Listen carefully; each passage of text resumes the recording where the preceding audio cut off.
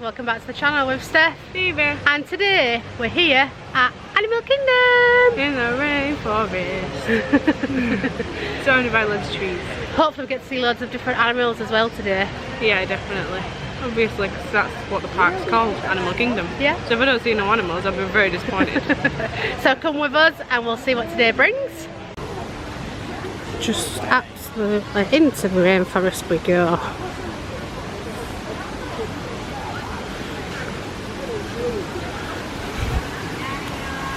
Look at the beautiful, beautiful water. Oh wow.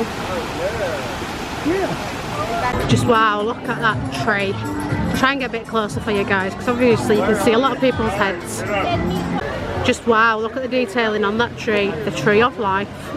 Absolutely fantastic. Just detailing surrounding it. It's just wow. Right guys, it's now time for the creepy crawly bug-eyed adventure. Let's go! Come on Phoebe, let's go. Are we excited? Yeah. But then again, we can't get excited because we don't know what it's all about. We like exploring different rides and seeing what they are, don't we? Yeah, just see what the excitement's more after. Yeah, definitely. Depends whether the ride or attraction's worth it then. Definitely. It's time to be a bug. Please note that our show does feature loud noises, sudden darkness, and some creepy crawly special effects, which can be too intense for some of our younger viewers. Well, all I can say is I didn't enjoy that. Yes, I know it was all about bugs and all whatnot, but I don't do spiders. Spiders drop from the ceiling and no, it wasn't for me.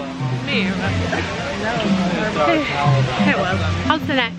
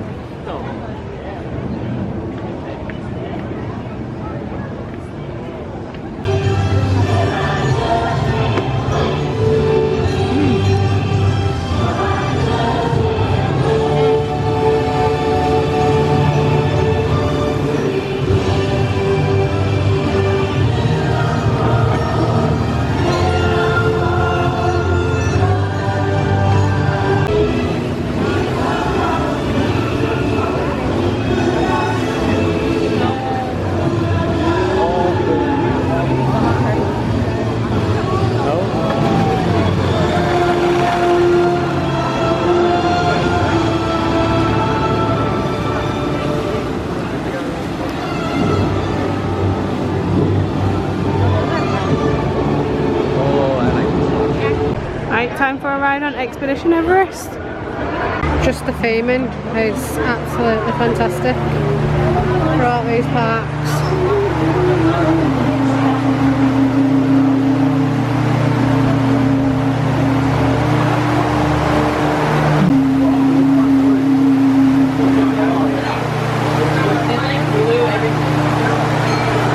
You can see guys, we're in the queue for Expedition Everest and the heavens have absolutely opened.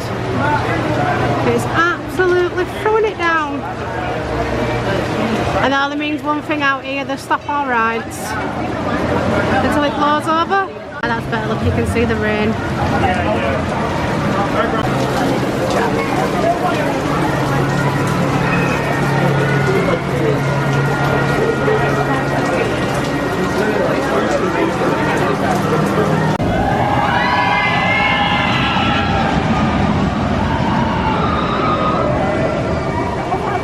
Right, so we've just had our first ride on Expedition Everest. What did you think?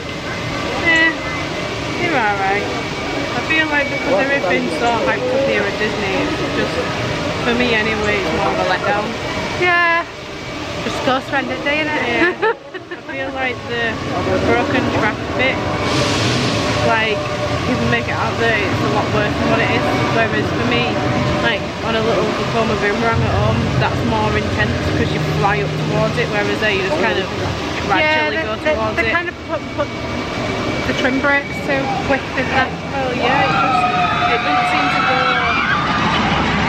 up towards that bit of broken track as fast to make it feel like you're gonna go off of it kind of thing. So it was a bit All in all, it was good, but I wouldn't say it was wow. no, definitely not.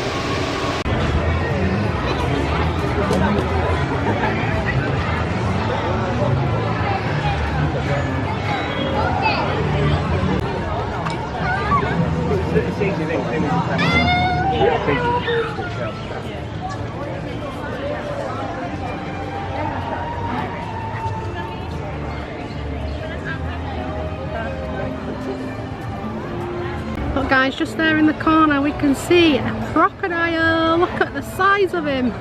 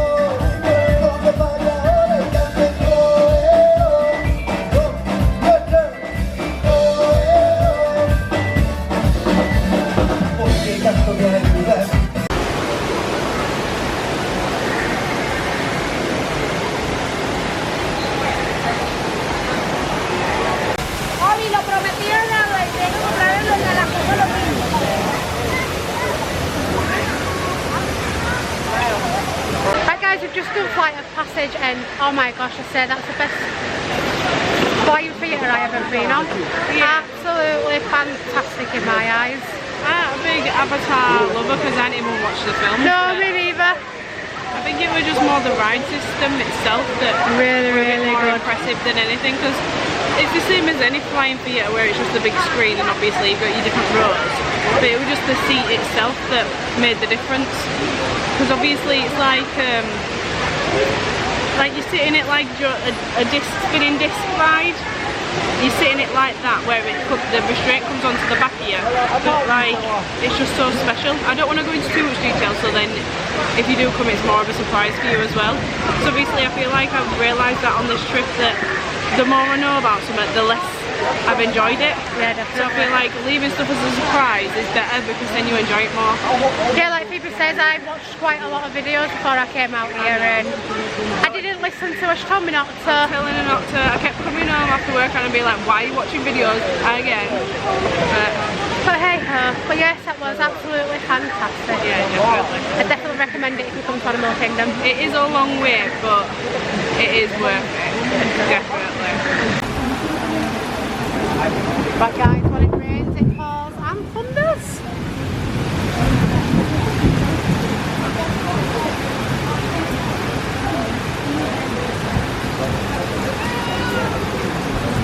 We have just been walking in it, but we're all getting the sun cream in Steph's eyes, so we're now under shelter. Show them how wet I am.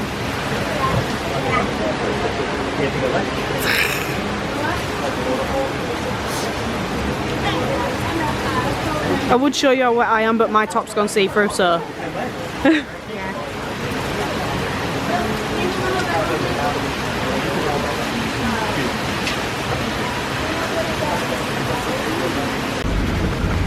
Okay, now on the left here, looks like there's a rhino asleep. So yeah, washed out pretty well. Black rhinos can weigh up to 3,000 pounds, yet they are still one of the smaller of the rhino species. Their two horns are made out of keratin, which is the same material that's in our fingernails and hair. So very strong and durable. They also have a pointed upper lip, since they usually eat the leaves off the trees.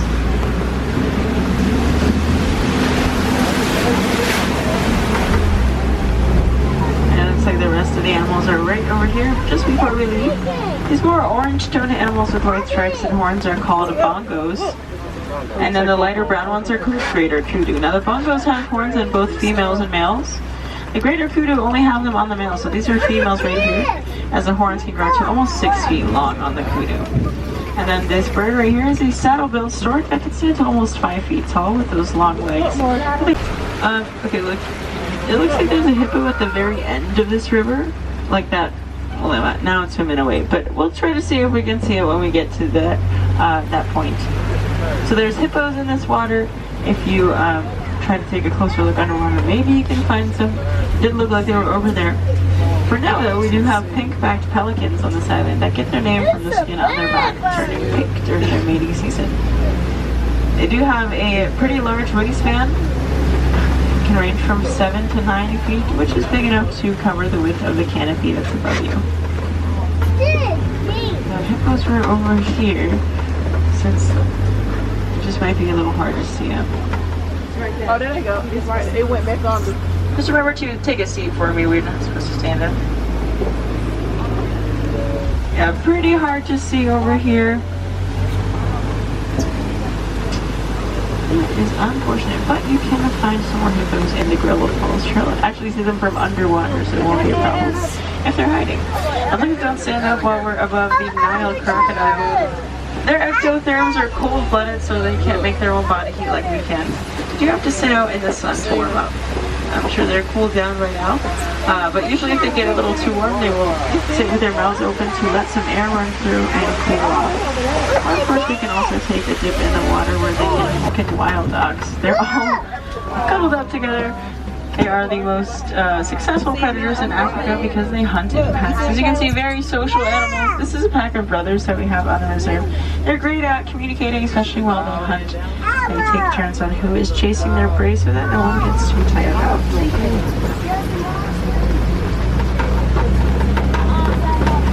On the left over there are Seawall Antelope. They have these pretty sharp horns that are leaned back. That way they can protect themselves from predators possibly jumping on their backs like lions. On either side now we have Wildebeest, which have these stripes in their fur that are not part of their coat. Those stripes are actually sweat marks as they sweat just like we do to cool themselves down. And then of course there is a zebra on the right. It looks like there's 2 more coming out pretty soon. The stripes on the zebras are pretty cool. They are just as unique as our finger fur to impress the female. And then this is an Ankoli cattle on our right side here. Some really big horns, but they are very hollow inside, so definitely not as heavy as they look. That hollowness is to help with their blood circulation, to help them cool down when they get a bit too warm.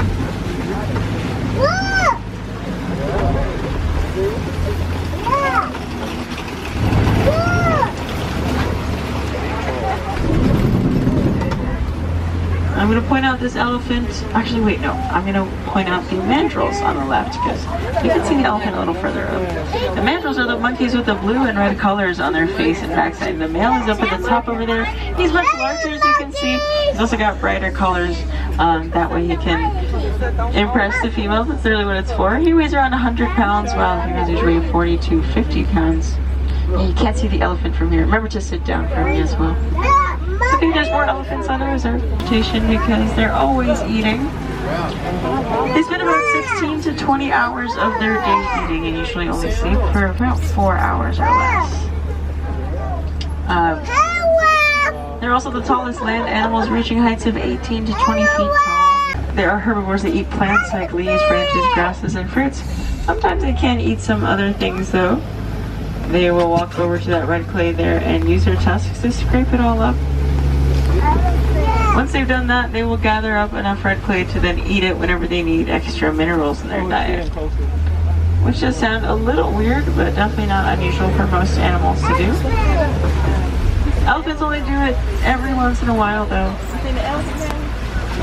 So whenever we see those marks in the clay, especially along with their footprints, we can assume that there are elephants close by. There's a couple more. I think I see one actually that might be easier to see from here. We are passing by a group of flamingos, which is known as a flamboyance.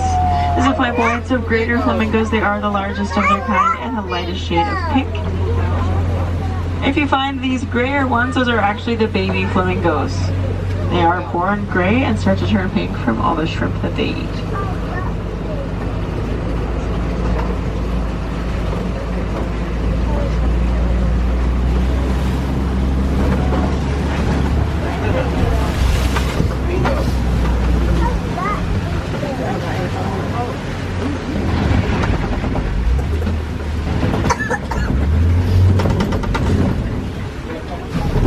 But their feathers are all slicked back and they just look so skinny.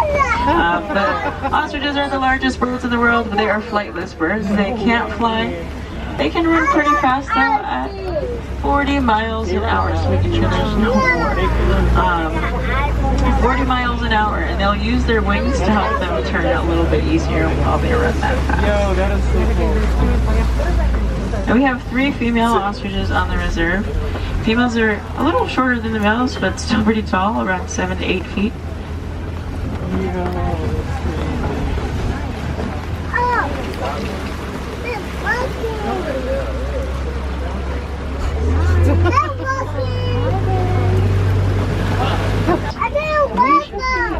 Hopefully seeing them soon. We also have these 2 different animals on the left here. The first one is a bantubak. The second 3 ones are water bugs. Now they're usually found near a source of water, which is why they're given their name. They also have a this like oil-like substance that secretes from their skin to make their fur water resistant. So when they're in the rain, all that water is just sliding right off their fur. And another, not really like fact, they have a very cute heart-shaped nose. The bantubak that was back there, the first one that we saw, that is a relative of the wildebeest, and that's Sebastian. He is there to want to kind of stay behind. So like our friend from the Lion King, they are the largest burrowing mammals. They use those tusks to dig all these holes and tunnels in the ground that are on our left here, that are finally coming out again since it's not raining anymore. These are Nigerian dwarf goats, and they are one of the more popular livestock animals in Africa, and that's because they are not going to take up too much space. As you can see, they're very small, and that's just as large as they get as adults. They only grow to about 2 feet tall at the most. They are very social animals. They love playing around with each other by bumping their heads against one another. That's one of their ways that they assert their dominance in their family. And that does help the younger ones mature a little faster as well. Now those goats are the last animals we're going to find on our safari. But guys, we've just done the safari and that was fantastic. A lot better than Chessington's. Definitely. My favourite bit was the crocodiles.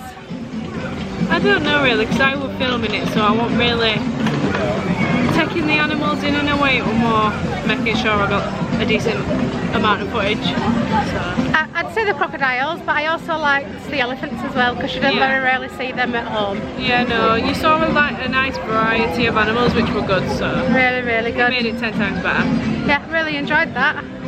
Guys, that's the end of our vlog here today at Animal Kingdom. It's been a good day, but it's also been a very wet day. Extremely wet. Yeah, definitely. So we haven't been able to experience everything we want to experience, but we have got through quite a lot of the major stuff and what we kind of wanted to get through. Definitely. So my favourite experience was going on the safari. Yeah, the safari was good, but I did really enjoy Flight of Passage, I think it is. Yeah, that was which amazing. Is all based around Avatar. Even though I've never seen the films and not a big lover of Avatar, that whole ride experience is just amazing and it's done perfectly. Yeah, just the area as well is fuming. And the Tree of Life is out of this world. Yeah, it's a big park to get around as well. So you do plenty of walking, but... And obviously due to the weather we didn't get round it all, did we? No. So... But like I say, we did enjoy what we did see of it and what we did get to experience, so that's good. Yeah, so also this is our last vlog of our Disney trip. Yeah, so it's all coming to an end, yes, sadly, but we hope you've enjoyed it. Yeah, definitely, because we have. Yes. So hopefully it's come across and you've seen our true and honest opinions of the parks and not just the excitement that everybody brings always to the parks, because obviously that's not what you're going to experience all the time. Definitely not. Hopefully we've helped to give people that more realistic view of the places. So, yeah. But also, if you're new to this channel, please don't forget to hit that subscribe button. Thanks for watching. And we'll see you next time. Bye!